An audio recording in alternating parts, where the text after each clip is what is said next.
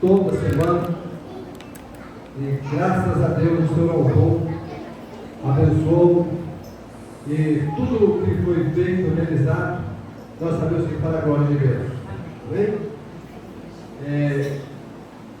Os irmãos aqui, a maioria são daqui de vocês estão acostumados com esse pico de energia na nossa cidade, e que nos deixa, às vezes, triste com a situação, porque foi um preparo para esse momento. Vamos estar em oração para que esteja abençoando, para que a energia possa nos atender. É verdade? Então, nesse momento, eu queria fazer uma oração. Vamos estar de pé. Se puder, nós fazer uma oração no início.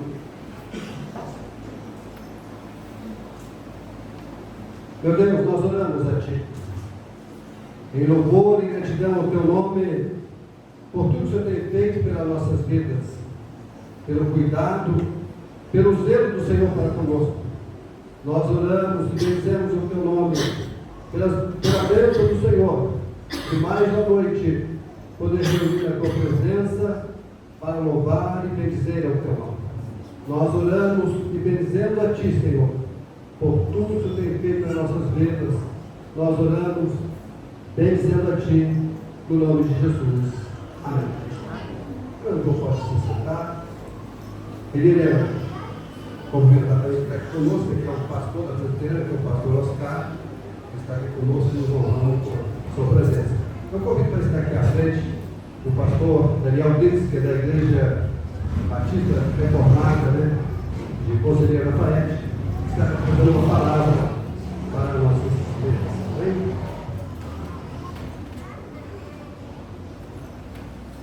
Boa noite. Saudações dos irmãos em Lafayette, mais uma vez é especial para mim estar com vocês, e essa ocasião é muito especial. Então agradeço a presença de cada um, em nome aqui da Igreja formada em Estevam. Nós temos então essa alegria de celebrar nesta ocasião a vinda de Cristo ao mundo, a sua primeira vinda, sabendo que Ele veio para trazer a graça e a verdade. Eu gostaria de ler um trecho de João, capítulo 1, nessa noite, meditar um pouco sobre essa passagem da Escritura. Eu vou ler, saltando alguns versos, mas eu vou ler inicialmente no verso 1. Diz assim: no princípio era o Verbo, e o Verbo estava com Deus, e o Verbo era Deus. Ele estava no princípio com Deus. Todas as coisas foram feitas por intermédio dele, e sem ele nada do que foi feito se fez.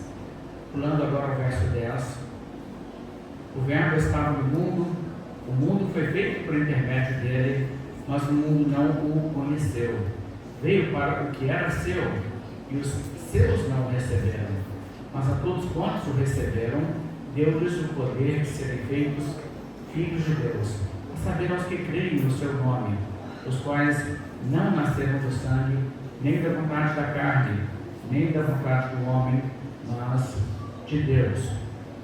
E o Verbo se fez carne e habitou entre nós, cheio de graça e de verdade, e vimos a sua glória, glória como do unigênito do Pai. Porque, verso 17 agora, porque a lei foi dada por intermédio de Moisés, a graça e a verdade vieram por meio de Jesus Cristo. Ninguém jamais viu a Deus, o Deus unigênito que está no seio do Pai é quem o revelou. Esse texto do Evangelho de João, que já abre o Evangelho, vai nos contar sobre Jesus. Ele fala sobre o que nós comemoramos quando comemoramos o Natal. A vida de Jesus Cristo a este mundo. O Verbo se fez carne. Ele declara isso no verso 14: o Verbo se fez carne e habitou entre nós, cheio de graça e de verdade. E essa declaração, claro, vem assim construída em cima daquilo que ele vem dizendo desde o primeiro verso, onde ele fala do Verbo, ele introduz o Verbo. E aqui deixa bem claro que o Verbo é Jesus Cristo, aquele que é o Filho unigênito do Pai, como ele conclui o verso 14 dizendo: vimos a sua glória, glória como do unigênito do Pai. O verso 1, quando ele introduz a palavra Verbo, ele diz que no princípio era o Verbo estava com Deus, o Verbo era Deus. Algumas traduções vão dizer palavra, uma tradução legítima também, mas A palavra que está aqui na língua original do Novo Testamento é uma palavra bem carregada de significado. Quando o apóstolo João vai escrever esse evangelho, ele já convive ali na cultura dos gentios há muitas décadas, morando fora da terra de Israel, e ele então conhece bem a mentalidade das pessoas ali das outras terras além de Israel, dentro do Império Romano, e ele percebe que existe um conceito que estava bem difundido entre os gentios, que era o conceito que, dentro da filosofia grega, as pessoas tinham percebido: existe necessariamente, para que qualquer coisa exista, uma primeira causa de todas as outras coisas, que é uma causa que não tem ela mesma uma causa, por ser eterna, sempre estar em existência. É assim porque você percebe, isso é uma questão de dedução lógica. Nós sabemos que nós não existimos desde sempre, nós entramos em existência em algum momento, pois então, de onde nós viemos? Né? Tinha alguém antes de nós, e antes deles ainda tinha alguém. Mas chega num ponto onde um regresso não pode ser um regresso infinito. Precisa haver ali alguma coisa para dar início ao restante que é eterno. E então, sem saber muito do que falar sobre essa primeira causa, os gregos que tinham uma forma de religião pagã, que acreditavam em divindades que elas mesmas eram finitas, que tinham entrado também em existência, sem saber então ao que chamar isso, chamaram isso da palavra logos, ou a tradução para o português, verbo, como está aqui, ou palavra também poderia ser a tradução. Então, essa palavra tinha um significado de aquela primeira causa de todas as coisas que ela mesma nunca entrou em existência, porque ela existe infinitamente. Então, essa primeira causa é uma expressão que João emprega para dizer: esse conceito que vocês têm está correto. Então, quando ele declara no princípio era o verbo, ele está dizendo uma coisa que todo mundo ali poderia imediatamente captar naqueles dias. Ok, quer dizer então que existe essa primeira causa que trouxe todas as outras coisas à existência, e ela mesma nunca foi causada porque ela é autoexistente? Ótimo, não, então faz sentido. No princípio, antes de qualquer outra coisa surgir, estava lá essa primeira causa. Mas aí ele diz: e o verbo estava com Deus, o verbo era Deus. E você vê que o verbo se fez carne no verso 14, puxa muito a lógica do conceito todo, é que Jesus Cristo é o verbo. De modo que Jesus Cristo é dito no verso 1 que ele é Deus e também ele estava com Deus. Você pode compreender como o conceito da trindade, porque o verbo estava com o Pai. Então, nesse sentido, a Bíblia já introduz aqui bastante teologia nessa pequena declaração do verso 1. Ele estava no princípio com Deus, diz o verso 2, todas as coisas foram feitas por intermédio dele, e sem ele nada do que foi feito se fez. E aqui então o apóstolo João declara que tudo que existe do âmbito criado, existe aquilo que não é criado, certo? Que é o eterno propriamente, o próprio Deus. Pois então, do departamento foi criado, não existe nenhuma coisa criada que não foi feita por ele. Todas as coisas foram feitas por intermédio dele, e sem ele, nada do que foi feito, nada de todas as coisas criadas se fez sem que ele tenha sido o seu Criador. Então ele já introduz isso e nos conta quem Jesus é. E ele nos apresenta Jesus como o nosso Criador. Agora, quando nós falamos então sobre Jesus dessa maneira, em toda a sua majestade, em toda a sua realidade eterna, nós percebemos que ele é de fato o de todos mais importante, a quem nós vivemos nossa existência e aquele que nos sustenta em existência. Mas o incrível de tudo isso é que o verbo se fez carne. Eu vi um vídeo esses dias, um pastor falando como ele recebeu um cartão de Natal que ele achou muito interessante, porque o cartão falava: muitos homens já desejavam ser Deus, mas somente um Deus desejou se tornar homem. E aí fala sobre Jesus. Jesus Cristo, o nosso Criador, o Eterno, aquele que estava no princípio, aquele sem o qual nada do que foi feito se fez um ser humano. E ele veio a este mundo, e esteve neste mundo testificando da verdade. O verso 10 então diz: o verbo estava no mundo, o mundo foi feito por intermédio dele, mas o mundo não o conheceu, não percebeu quem que ele era. Eu acho interessante uma história que contam lá da Inglaterra, coisa lá no tempo medieval. Tinha um rei na Inglaterra chamado Alfred, e esse rei tinha um desejo de ser um bom rei, pelo menos na estima dos seus súditos. Então uma coisa que ele fazia às vezes é que ele saía disfarçado e perguntava para as pessoas: eu cheguei de outra cidade, eu queria saber como estão as coisas aqui. O rei de vocês é bom? Para ouvir o povo sem saber, o povo falando com ele, né? Sem saber que era ele, e assim ele poderia pegar uma opinião honesta. E ele fazia assim, ouvindo às vezes críticas, ouvindo às vezes palavras de satisfação. Mas numa determinada ocasião ele estava andando pelos campos fazendo esse tipo de missão, e ele entrou numa casa, começou a chover um temporal, e ele se abrigou então numa casa e ficou ali. O pessoal resolveu servir para ele uma sopa, e ele sentou ali, mas ele estava bastante cansado, e ele, sentado ali, quando a pessoa colocou a sopa ali na mesa, ele deu um susto assim de quem estava cochilando e acorda de repente, esbarrou na tigela e virou a sopa. E a dona da casa, bastante irritada com ele, disse: olha o que o senhor fez, virou toda a sopa e eu não tenho outra, eu vou te denunciar para o rei. Ela não percebia que estava conversando com o próprio rei. Pois então, a Bíblia diz que quando Jesus Cristo veio ao mundo, embora tenha sido ele aquele por intermédio de quem todas as coisas foram feitas, o mundo não o conheceu. As pessoas não se deram conta da grandiosidade do evento. As pessoas não perceberam o quanto era magnífico o fato que ali estava o Verbo que se fez carne, aquele que é eterno. Ele estava no meio de nós, mas o mundo não percebeu. E ainda hoje, muitas pessoas não se dão conta e não percebem a importância, a grandiosidade do fato que Jesus Cristo se encarnou e veio a este mundo. As pessoas tratam essa questão como se fosse uma celebração cultural e não percebem que o significado verdadeiro da vida de Jesus Cristo é algo de imenso significado. O Criador veio, o nosso Criador se fez um de nós para estar aqui entre nós. Agora então, para que ele veio? Bem, diz aqui o verso 17 que ele veio para trazer a graça e a verdade. E essas duas palavras são muito ricas. É claro que o ensino de Jesus Cristo é a verdade. Ele nos ensina coisas que nós precisamos saber. Nós temos assim como olhar e imaginar e especular e tentar deduzir realidades espirituais e morais e etc. Mas nós somos falhos. E nós precisamos de um mestre que é perfeito, pois ele veio trazer a verdade. E o ensino de Cristo é confiável por ser ele quem é.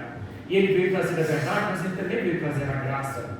E isso é bem interessante, porque a graça é a ideia de um favor que nós não merecemos. Você sabe que Jesus Cristo veio para ser o Salvador. O próprio anunciamento do nascimento de Cristo veio com a declaração que o nome que deveria ser dado a Jesus era o nome Jesus. A palavra Jesus significa Salvador. E então é declarado porque ele salvará o seu povo dos pecados deles.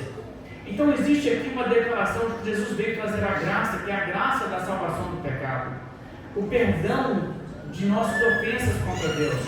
E é isso que ele veio trazer. E de fato esse é o grande problema da humanidade. Como nós nos tornamos rebeldes contra Deus e longe de Deus, ofendendo o nosso Criador, somos dignos de ser tratados então como violadores da sua lei. A justiça nos condena, mas Jesus Cristo veio trazer solução, e a solução é pela graça. Não é você ser digno de salvação, digno de vida eterna, digno de todas as bênçãos que Deus pode derramar sobre uma pessoa, porque nem você será digno, nem eu serei digno, mas uma salvação independentemente de qualquer conquista ou mérito nosso. Jesus Cristo não veio mostrar um caminho e dizer: é assim que se faz, faça isso e você será digno.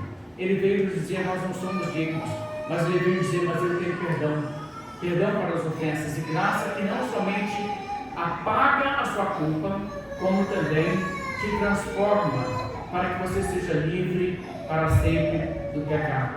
Agora então vamos entender a realidade da necessidade humana. Se nós somos pecadores, como de fato somos, nossas consciências clamam aos nossos ouvidos que nós somos culpados.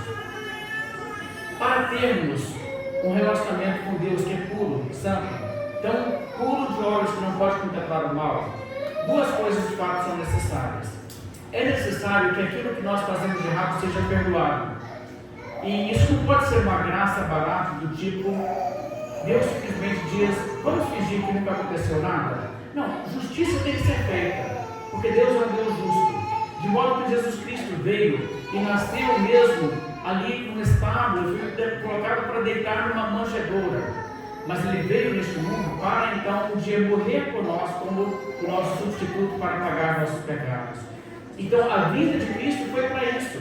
Mas no finalzinho da sua vida, chegando ali no momento da sua crucificação, o Evangelho de João nos conta que Jesus Cristo disse: agora está aflita a minha alma, e que te direi eu?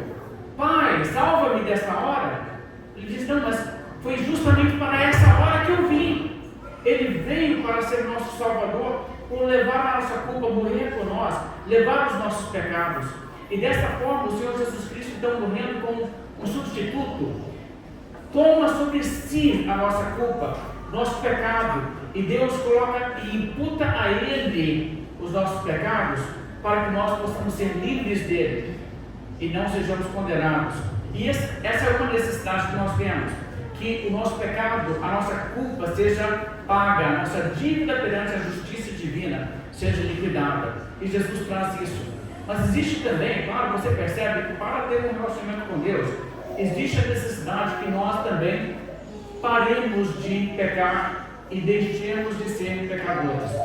Porque se Deus nos perdoa, mas nós perpetuamente, por toda a eternidade, continuamos pecando mais e mais e mais, isso também não dá. E existe uma solução também no Evangelho para esse problema. As duas coisas estão juntas. Como acontece? Bem, o Senhor Jesus Cristo veio e proclamou o Evangelho, e Ele proclamou o Evangelho nesses termos. Eu vou ler aqui de Marcos capítulo 1, verso 15, a Escritura diz: Jesus começou a pregar dizendo: o tempo está cumprido, o reino de Deus está próximo, arrependei-vos e crede no Evangelho. No Evangelho de Lucas, após a sua ressurreição, Jesus Cristo disse a seus discípulos que eles levassem essa mesma mensagem e pregassem ela por todo o mundo. Ele diz: e que em seu nome se pregasse arrependimento para a remissão de pecados a todas as nações, começando em Jerusalém. E eles então começaram a pregar justamente isso. Em Atos, no capítulo 3, no verso 19, a Bíblia diz que Pedro, pregando, declarou essas palavras: arrependei-vos, pois, e convertei-vos para serem cancelados os vossos pecados. Então existe no Evangelho uma mensagem de arrependimento. Agora, veja só, o que é arrependimento? Arrependimento é uma coisa que muitas vezes pode ser mal entendido, porque todo mundo já se arrependeu de alguma coisa, não é? Você às vezes fez uma compra de um produto, depois você percebeu que não foi um bom investimento do seu dinheiro, e você tem arrependimento, você diria: se eu pudesse voltar atrás, eu não faria de novo cometeria de novo esse erro que eu fiz. Ok, isso é um arrependimento. Mas o arrependimento em relação ao pecado tem que ser também isso. Sabe aquela pessoa que pensa assim: eu não vou seguir Jesus hoje não, porque eu quero aproveitar a minha vida. Quem sabe lá na frente, no finalzinho da minha vida, quando eu estiver já impossibilitado, pelas próprias realidades da vida, de fazer mais alguma coisa, de aprontar mais algumas, aí eu aceito Jesus, né? Aí eu me arrependo. E você sabe que se a pessoa fizer dessa maneira, como ela pensa em fazer, que isso não é arrependimento? O arrependimento genuíno é a pessoa querer realmente, se ela pudesse voltar atrás e não fazer. Pois então, o arrependimento no que diz respeito ao pecado, do qual o Evangelho fala, o arrependimento para a remissão, é um sincero mudar de pensamento sobre o pecado, que leva a pessoa a desejar não ser aquela pessoa, não ter esse pecado, não praticar o pecado. Em Ezequiel, o capítulo 36, verso 31, nos descreve isso e diz exatamente o que é o coração de alguém arrependido. Diz assim: então vos livrareis dos vossos maus caminhos e dos vossos feitos que não foram bons. Tereis nojo de vós mesmos por causa das vossas iniquidades e das vossas abominações. Está vendo? O Evangelho conclama pessoas a recusarem e rejeitarem o pecado, a chegarem a Deus e dizer: Senhor Deus, me perdoa, e eu quero mudar, eu quero ser uma nova pessoa, eu quero viver para a tua honra, a tua glória, eu não quero mais viver para mim mesmo uma vida que não pensa no que é certo aos olhos do Senhor. Me transforma, que de hoje em diante eu me comprometerei com o Senhor. Isso é o arrependimento do Evangelho. Agora, você sabe que mesmo que isso aconteça, você não se torna um ser humano perfeito quando você se arrepende. Você ainda luta contra o pecado, mas a diferença do arrependido é que ele deseja sinceramente não pecar mais. Ele deseja sinceramente ser uma pessoa santa. E ele clama a Deus por isso, ele clama a Deus para mais e mais transformação. E ele busca conhecer então a palavra de Deus. E ele busca congregar com o povo de Deus e aprender com o povo de Deus para que ele seja mais santo, porque esse é o seu anseio. E é isso que está envolvido no arrependimento. E a fé no Senhor Jesus Cristo. Arrependei-vos e crede no Evangelho. Entender que pela morte de Cristo existe perdão, não por nossos esforços, ou por nossas boas obras, ou nossas qualidades. E é isso que é a conversão a qual a Bíblia nos chama. Então, essa mensagem do Evangelho, Jesus Cristo veio trazer. Agora, eu quero voltar ao nosso texto de João e repetir essa palavra no verso 11. João 1:11, veio para o que era seu, e os seus não o receberam. Mas a todos quantos o receberam, deu-lhes o poder de serem feitos filhos de Deus, a saber os que creem no seu nome. Eu quero ler essa mesma passagem em outra versão da Bíblia. Outra versão traduz assim: veio ao seu próprio povo e eles o rejeitaram, mas a todos quantos creram nele e o aceitaram, ele deu o direito de se tornarem filhos de Deus. Esse verso é profundo. Observe algumas coisas desse verso. Primeiramente, você vê que esse verso não entende que todo ser humano é filho de Deus e é automaticamente filho de Deus. Esse verso diz que existem as pessoas que rejeitam Jesus. Existem as pessoas que quando Jesus vem ao mundo e propõe, abandone o pecado, viva para mim, viva para o que é certo. Existem pessoas que rejeitam isso aí e dizem, não quero isso não. Ok, então existem esses. Existem também os que aceitam, os que recebem, os que se arrependem, os que creem no Evangelho. A estes deu o direito de serem feitos filhos de Deus. De serem feitos, ou seja, antes não eram. Todo mundo é criatura de Deus. Mas no sentido aqui em que a Bíblia entrega filhos de Deus, é aquele que é herdeiro, herdeiro de tudo que é bom que Deus vai dar para o seu povo um dia. Isso não é todo ser humano. Se você nunca se entregou a Cristo, se arrependeu do pecado, creu no Evangelho, o fato que Jesus Cristo veio a este mundo, morreu por pecadores, não traz salvação para você. A salvação é para aqueles que o receberam. Pense nessa mensagem. Medite sobre isso. E faça hoje essa determinação. Eu vou seguir Jesus Cristo. Clame a Ele pelo perdão dos pecados. Arrependa-se. Creia no Evangelho. Esse é o convite de Jesus Cristo. Para que realmente a vida de Jesus Cristo a este mundo seja para você salvação e transformação. Vamos fazer uma oração. Senhor Deus, neste momento em que refletimos sobre o Senhor, a tua grandeza e a maravilha impressionante que é que nosso Criador dispôs esse planeta e trouxe graça e verdade. Ó Deus, faça com que essa mensagem penetre nossos corações, ó Deus, que sejamos até através dela também, ó Deus, transformados. Abençoe, ó Deus, a ministração agora que teremos, ó Deus, para que a mensagem do Senhor, através dessa apresentação tão elaborada e ensaiada, Deus, seja realmente impactante. O Teu Espírito Santo mova sobre nós. Clamamos ao Senhor, te pedimos pela Tua graça em nome de Jesus. Amém.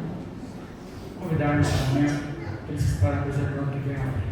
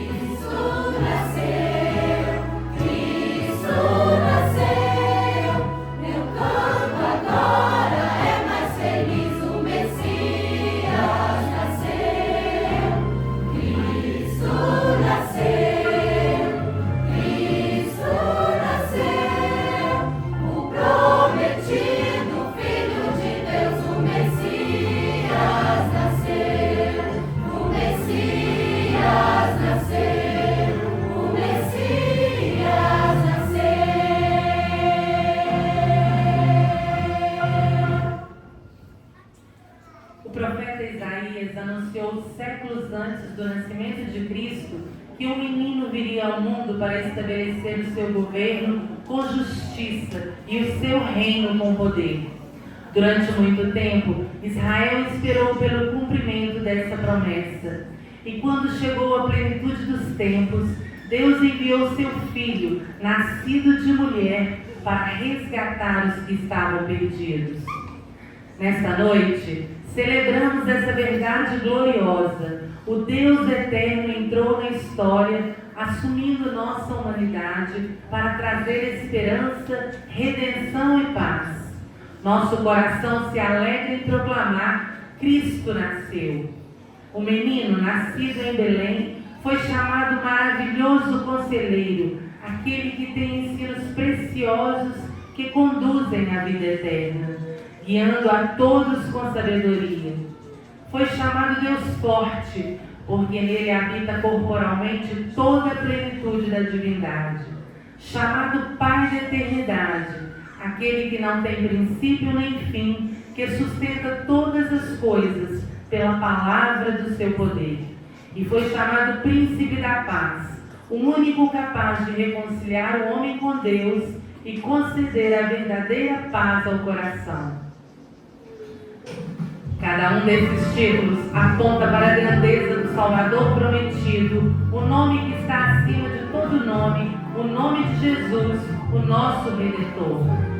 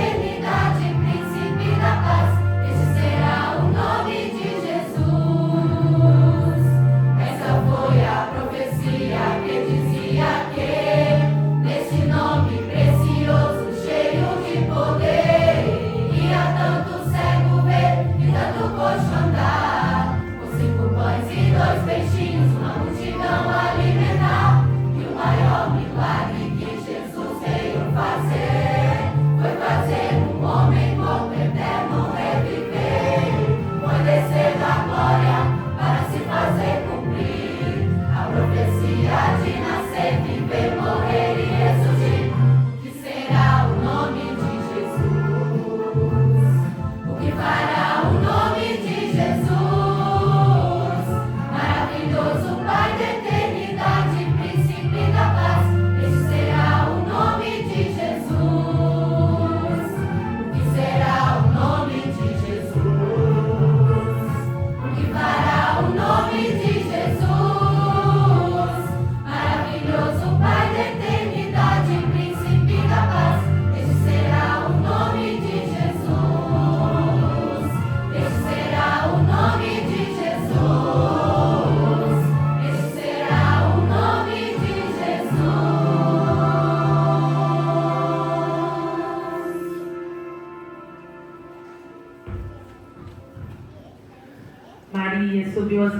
terras da Judéia, levando consigo a promessa recém-revelada pelo anjo.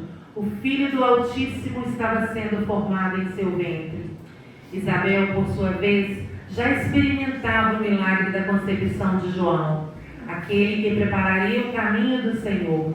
Quando elas se encontraram, o bebê de Isabel saltou e ambas reconheceram que não estavam diante de coincidências, mas da ação soberana de Deus, cumprindo fielmente o que havia prometido por meio dos profetas. Naquele momento, 2 milagres se encontraram. O de Isabel, que revelava que Deus pode abrir caminhos onde parecia não haver possibilidade, e o de Maria, que confirmava o início do cumprimento da promessa maior, o envio do Redentor.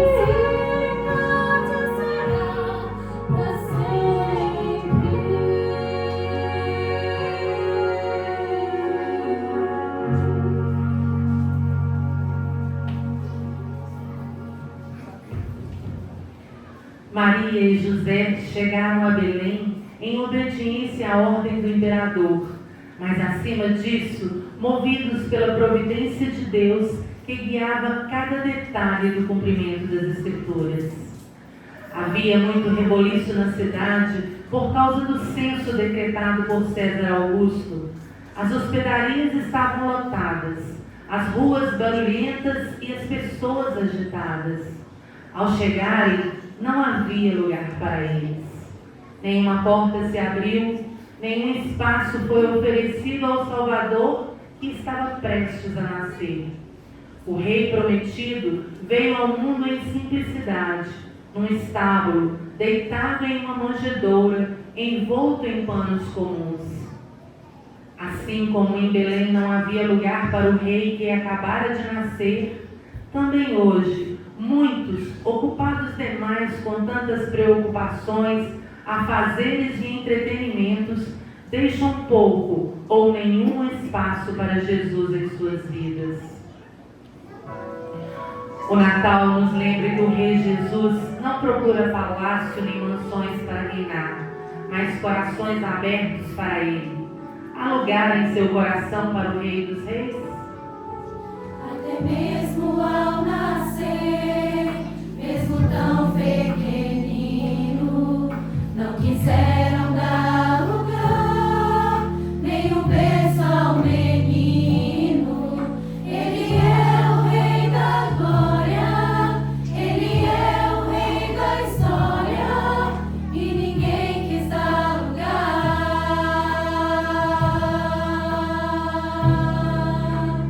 Dê lugar na sua vida, amigo. Não negue ao menos uma vez. Dê lugar, pois Ele, Jesus Cristo, é quem por você tudo fez.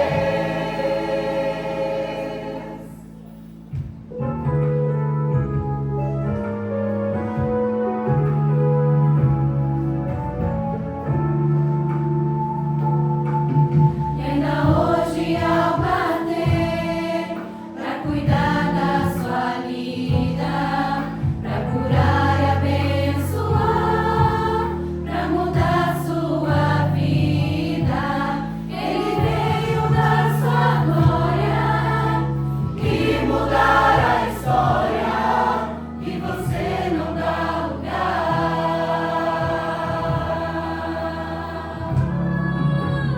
Dê lugar na sua vida, amigo. Não negue ao menos uma vez. Dê lugar, pois Ele, Jesus Cristo, é quem por você tudo fez. Dê lugar na sua vida, amigo. Não negue ao menos uma vez. Dê lugar, pois Ele, Jesus Cristo, é quem por você tudo fez. É quem por você tudo fez.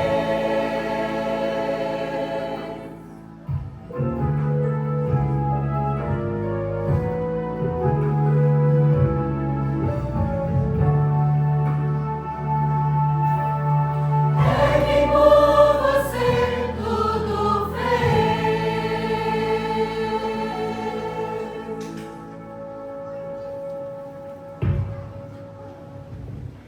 Desde a eternidade, o Pai, por amor, preparou o caminho da redenção do homem. E este amor tomou forma quando Jesus veio ao mundo, não em majestade terrena, mas em humildade, envolto em faixas e entregue à fragilidade da vida humana. Na humildade da manjedoura, a graça ganhou o rosto. No caminhar de Cristo entre os homens, a compaixão ganhou voz. E na redentora cruz, o amor do Pai se derramou por completo. Na cruz, Jesus demonstrou o maior gesto de amor ao homem pecador. Tomou a nossa condenação para nos oferecer perdão. Tomou nossa morte para nos dar vida. Hoje, Ao contemplarmos esse gesto de amor inexplicável, somos constrangidos a nos render à graça do Pai que nos alcançou quando nada merecíamos, para a glória de Deus.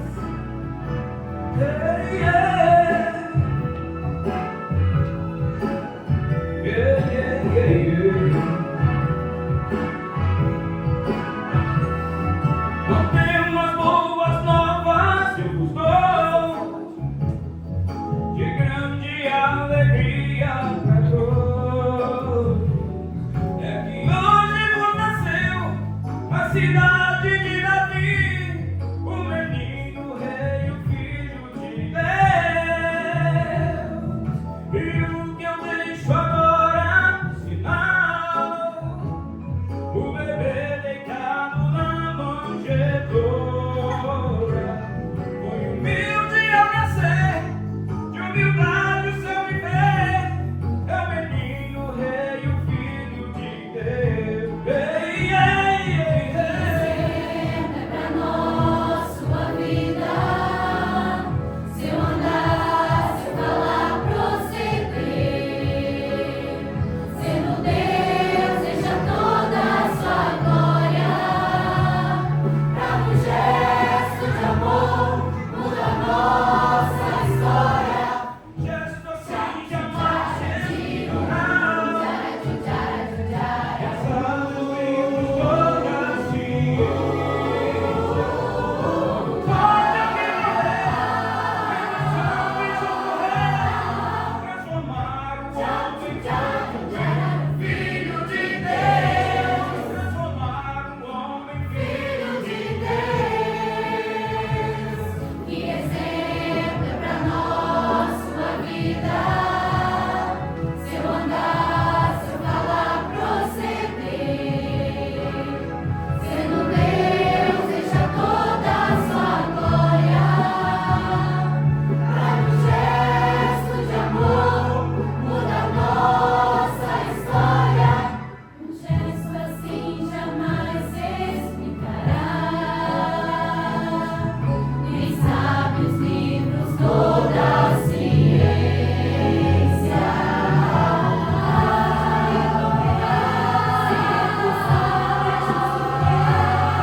Transformar o homem burro, transformar o homem burro em filho de Deus.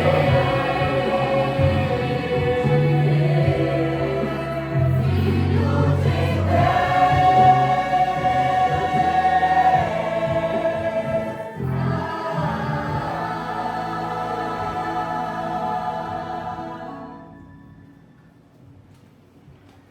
Naquela noite, nos campos de Belém, Deus revelou sua glória não aos grandes de Israel, mas a simples pastores que guardavam seu rebanho durante as vigílias da noite.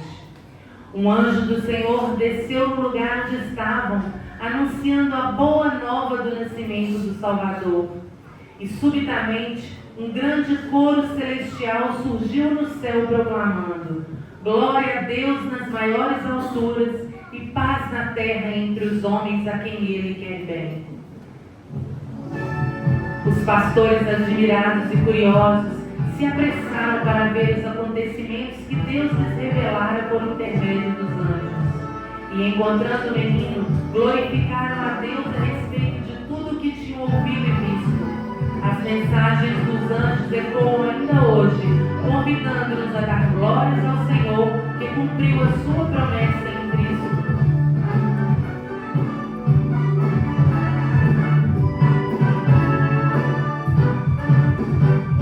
De repente lá no céu surgiu uma imensidão de anjos a cantar, de anjos a louvar.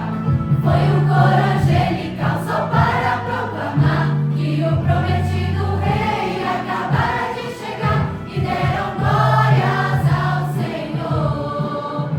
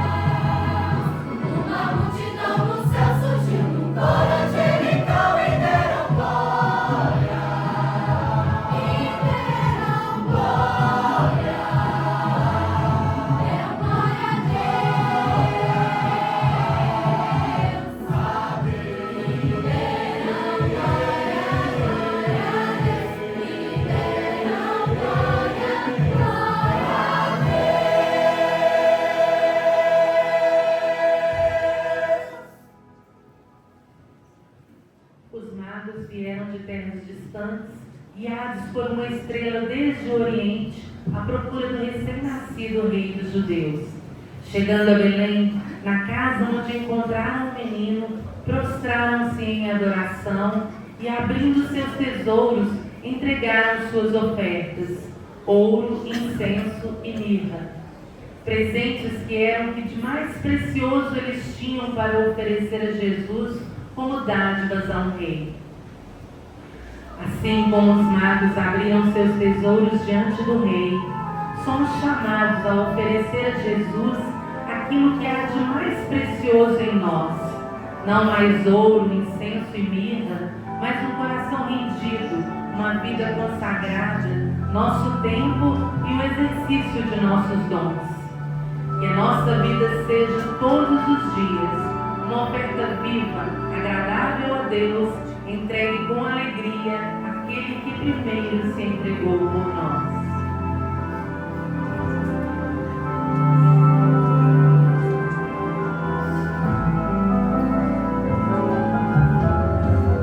Seguindo a estrela do Oriente, para adorar o prometido Rei. Trago na bagagem algum presente, ouro, incenso, mirra, mais nem sei. Jogar um bebezinho, meu coração sorri. Eu percebi que tenho mais a dar. Deus pra mim a porta do céu abriu, mandando seu filho para me salvar. Por minha vida, por todo o meu coração, meus sonhos perdidos, a minha mais pura intenção, todo tesouro do mundo que a Cristo eu possa querer. Ofertar não paga o plano de Deus, ao mandar o seu filho só pra me salvar.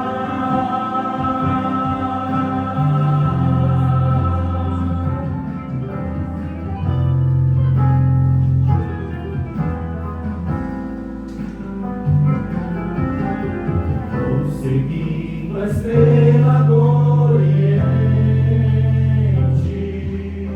para adorar o prometido Rei. Trago na bagagem algum presente, ouro, incenso, mirra, mais bem sei. Jogar um bebezinho, meu coração sorriu. Eu percebi que tenho mais a dar. Deus pra mim a porta do céu, mandando seu filho para me salvar.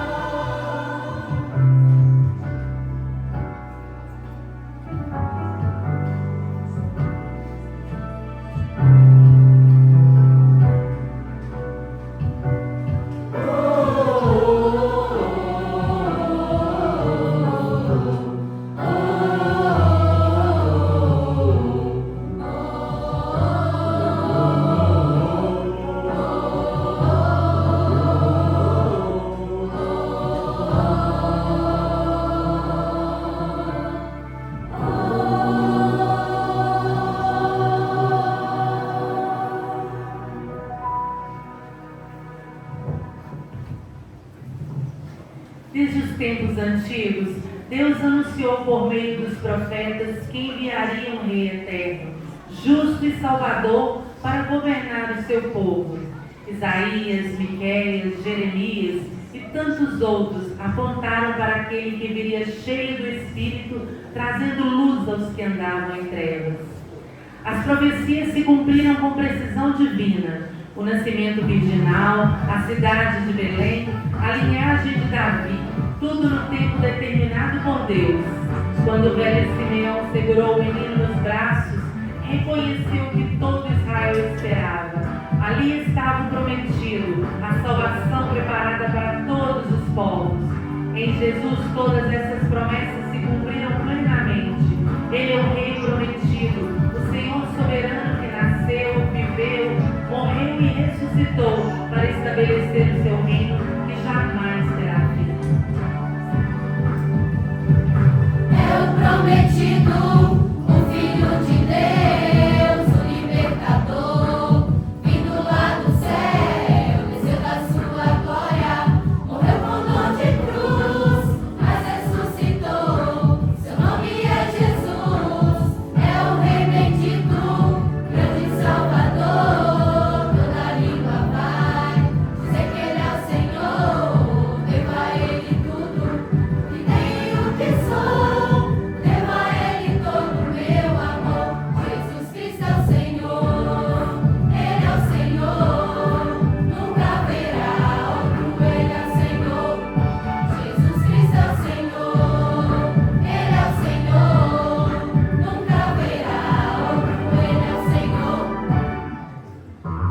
Tanto tempo se passou desde que Deus prometeu dar seu filho por amor, dar a vida lá no céu. Ele então veio ao mundo por homens se desgraçar, fazendo encontro e surgiu o perdido resgatar. Pra fazer bem entendido que mais clara é a opção entre dessa e embaixo. Jesus é o Senhor, Jesus é o Senhor, Jesus é o Senhor, Jesus é o Senhor. Jesus Cristo é o prometido, o Filho de Deus, o libertador, vindo lá do céu, desceu da sua glória, morreu com dor de cruz, mas ressuscitou. Seu nome é Jesus, é o Rei bendito, grande Salvador. Toda língua vai dizer que Ele é o Senhor. Devo a Ele tudo o que tenho, o que sou. Devo a Ele todo o meu amor. Jesus Cristo é o Senhor, Ele é o Senhor, nunca haverá outro. Ele é o Senhor. Jesus Cristo é o Senhor, Ele é o Senhor, nunca haverá outro, nunca haverá outro. Ele é o Senhor.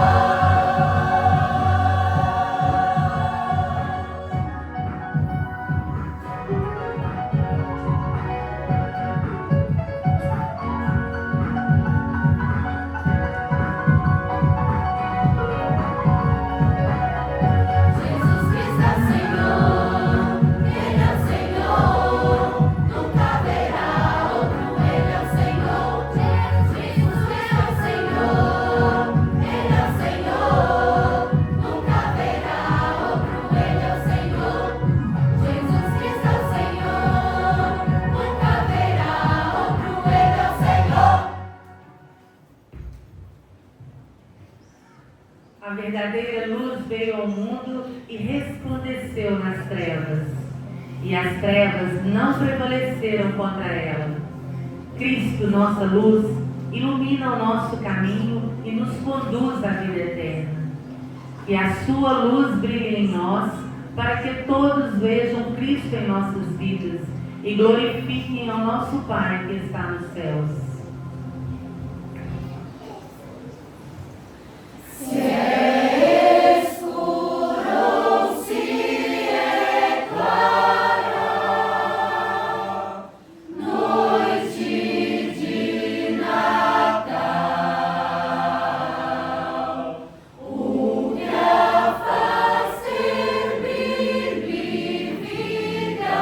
Glória divina.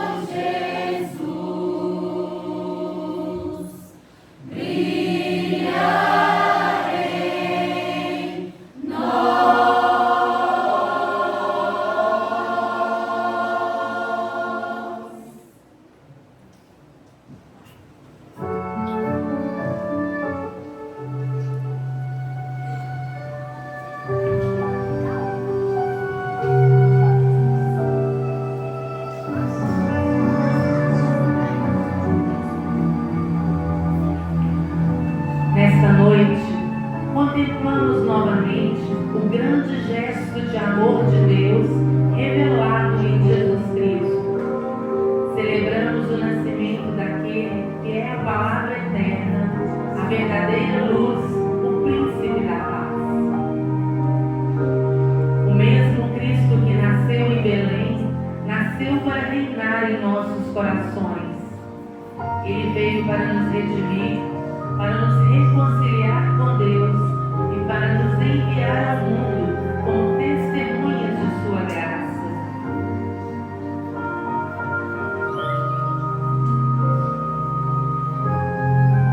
Que a mensagem que ouvimos, cantamos e celebramos hoje encontre espaço em nosso viver diário. Que as nossas casas reflitam a alegria que os anjos anunciaram. Que o nosso testemunho seja como a estrela que conduziu os magos. E que a nossa vida proclame continuamente: Cristo nasceu.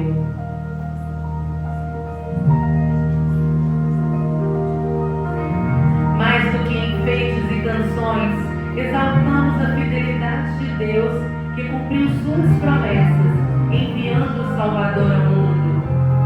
Nossos corações se unem em gratidão, louvor e adoração, celebrando não apenas uma data, mas o Cristo eterno que veio habitar entre nós.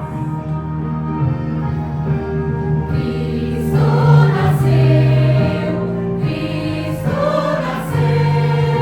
Meu canto agora é mais feliz, o Messias nasceu. Cristo nasceu, Cristo nasceu. O prometido Filho de Deus, o Messias nasceu. O Messias nasceu, o Messias, o Messias,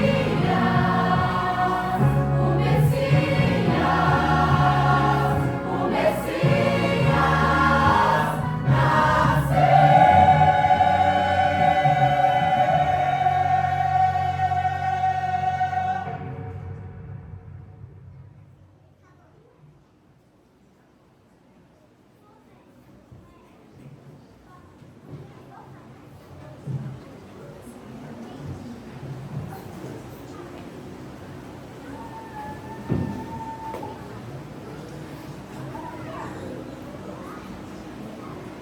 Amém?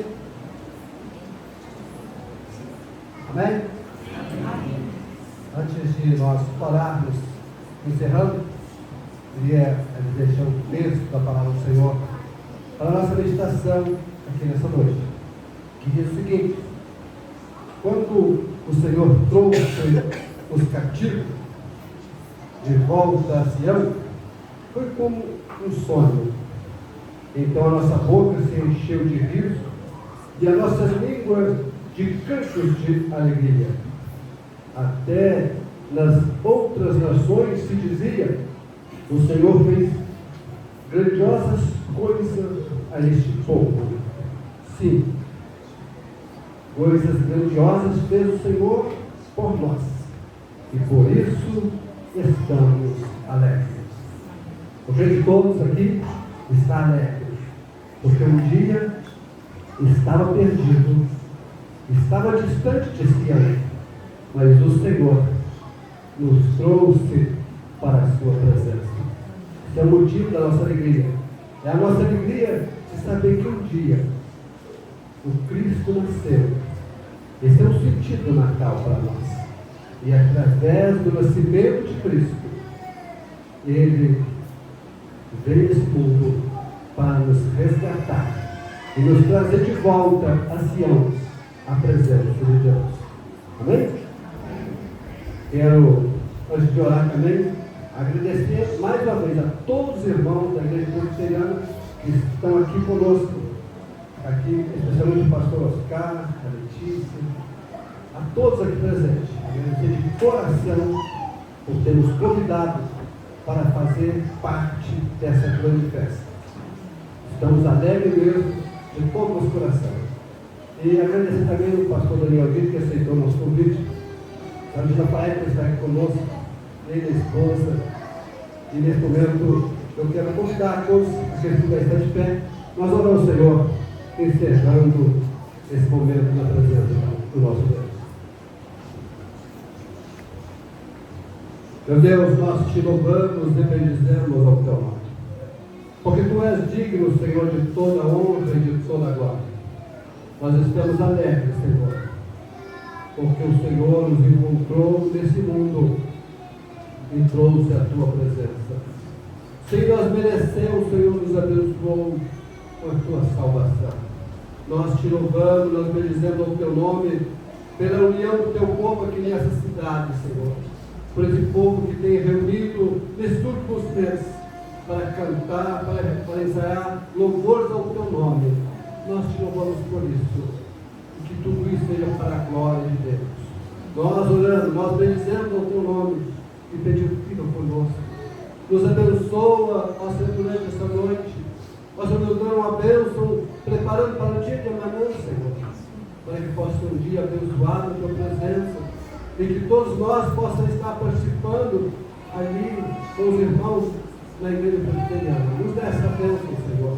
Nós oramos, Senhor, e pedimos que fica conosco. Em nome de Jesus. Amém.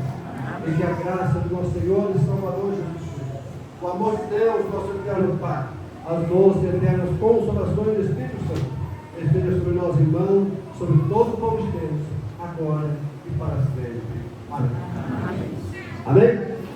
Todos estão convidados amanhã às 19 horas, é isso? Às 19 horas, na igreja presbiteriana aqui no centro da cidade. A todos, a graça e a paz de Jesus.